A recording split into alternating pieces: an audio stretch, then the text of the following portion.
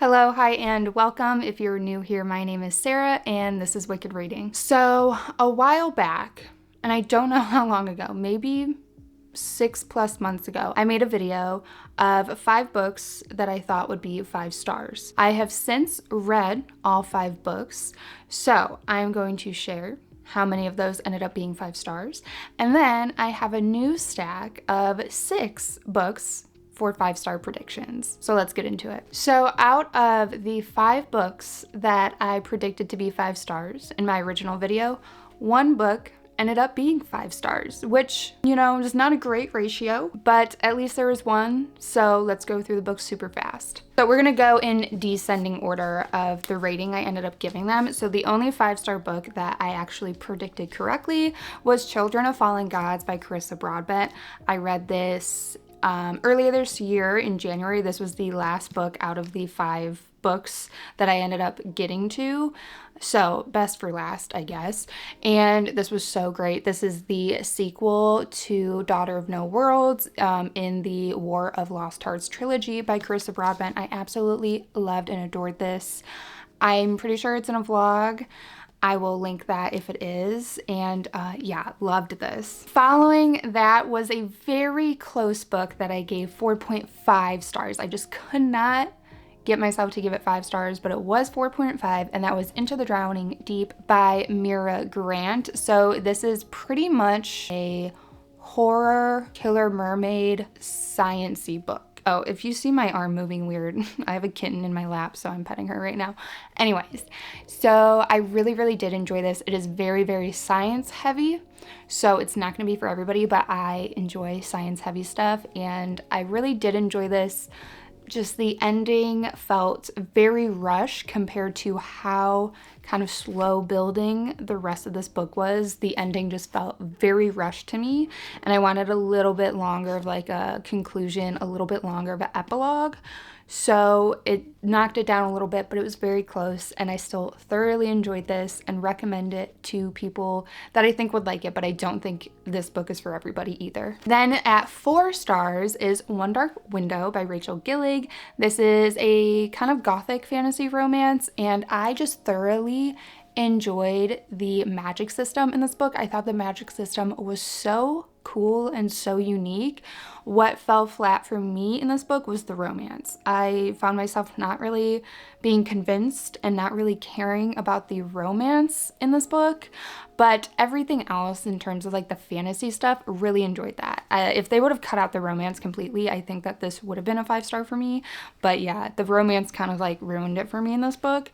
But I do still have to get to the second book, which I'm not predicting to be 5 stars. I actually think that I will probably like that less, but we'll see. But yeah, this ended up being 4 stars. I still really enjoyed it, but did not make the 5-star mark. And now we are getting into ones that really missed the mark. And I think when the expectations are so high, the fall is harder. So both of the following books I gave 2 stars to, and both of the following books were on my worst of list for 2023. So if you want to hear me talk about those, there's that.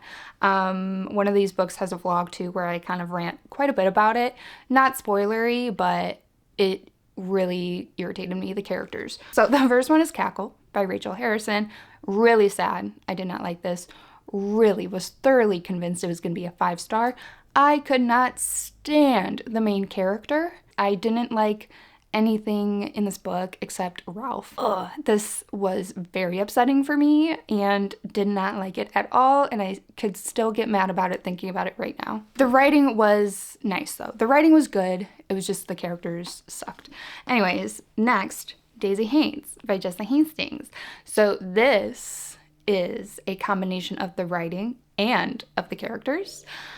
Oof. So the first one, Magnolia Parks. This is the second book in the Magnolia Parks universe.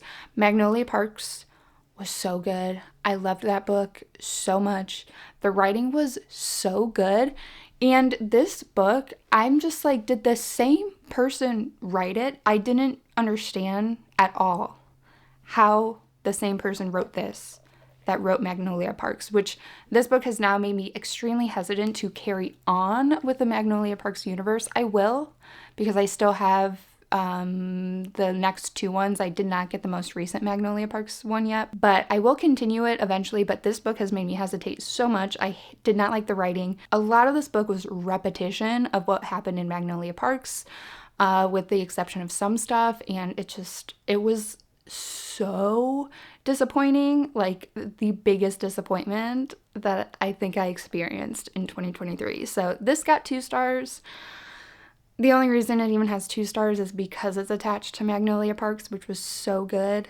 But yeah, this was a fail. So that is the update on the previous 5-star predictions. So let's talk about the new 5-star predictions. I decided to pick 6 for this one because I own 3 physically. I have 1 pre-ordered, 1 that I will definitely be getting from the library within the next month, and then another one that I will definitely eventually buy. So I wanted to include at least 1 extra since I have some that I don't actually have in hand yet. So let's start with the ones I have physically. First is The Devil in Silver by Victor LaValle. This, I don't know, I feel like I'm really gonna like this. It has to do with a man who is pretty much put into a mental institution when he is arrested, and the cops kind of just don't feel like dealing with the paperwork, so they throw him into a mental institution and it becomes like a whole thing, and he is stuck in it and can't get out.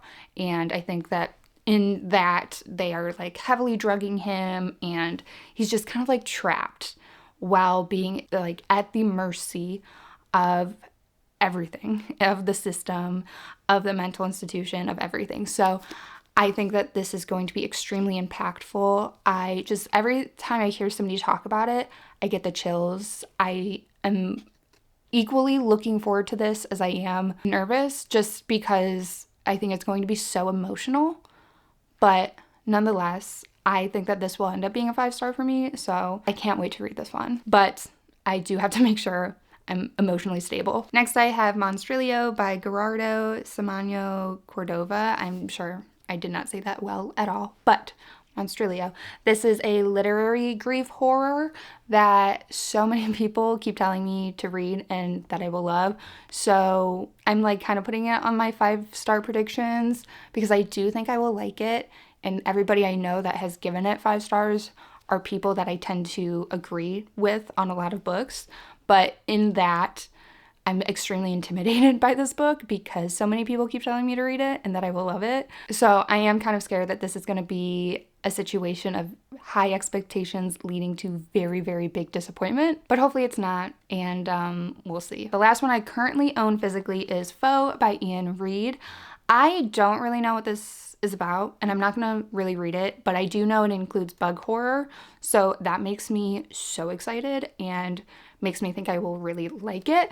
Not only that, I have read from Ian Reid before, and I read I'm Thinking of Ending Things, which changed me as a person when I read it. I read it a long time ago, granted. I think I read it in my undergrad, so it would have been like kind of like minimum of 6 years ago. So I did read that book a long time ago, but I loved it so much. So I have a good feeling about this, one, because I like Ian Reid's writing, and 2, the content of this book, like the bug horror.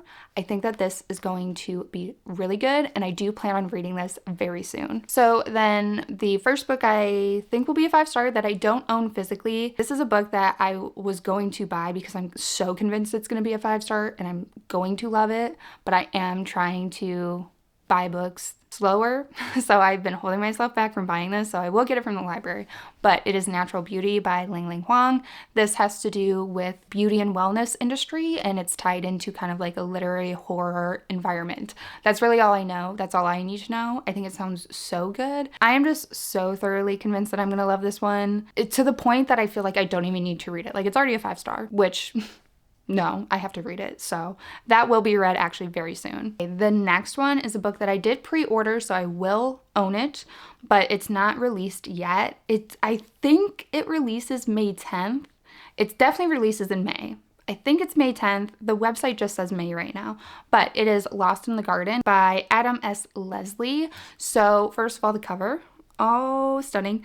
I might be a little bit like basing this on the cover. The cover it's got to be a 5-star, right? I'm totally judging this by the cover, but also the premise. It was recommended, I saw it on Instagram, recommended for people that wanted to read books that had similar vibes to Midsommar, which is one of my favorite movies ever, so sold. And then next is another very anticipated release for me. I don't remember the release date. I think it's out now. And that is Grey Dog by Elliot Gish. I just talked about this in my Q2 horror releases, so I'll keep it super brief. But pretty much this is described as a subversive literary horror where we follow a woman in the 1900s, and I think it's like 1901, and she gets like a job as a teacher, and it mentions that she is kind of like riddled with stuff from her past, and it mentions that she starts to notice a lot of weird stuff going on, a mutilated deer, a swarm of dying crickets, I don't know, a bunch of like weird stuff in nature. And it mentions how her confusion kind of starts to deepen, and she kind of loses touch with what is real and what is like traumatic memory and what's completely hallucinatory. And it seems very interesting, and I'm very interested in it, and it sounds like something that would be up my alley. So those are the books that I think and hope will be 5 stars. We shall see. Some of these I do plan to read very, very soon, and so hopefully the check-in is a little faster than this other one was. I don't give out 5 stars very often, so the likelihood of these all being 5 stars is very low. But if I can get at least 1 or 2 5 stars, I'm gonna aim for 2, since we got 1 5-star out of the last batch, and this one is one more book bigger. I'm gonna aim and hope that 2 of the 6 are 5 stars, and if that's the case, I count this as a huge success. I can't wait to read these books and figure out if they do end up being 5 stars. So that is it for today's video. If you made it to this point, leave me a bug emoji down below so that I know any type of bug. I don't know if there's a beetle one specifically, but a bug emoji. If you haven't yet, please give the video a like, subscribe for future content, turn on the bell notification, all the fun YouTube things that help your girl out, and I will catch you guys in the next video.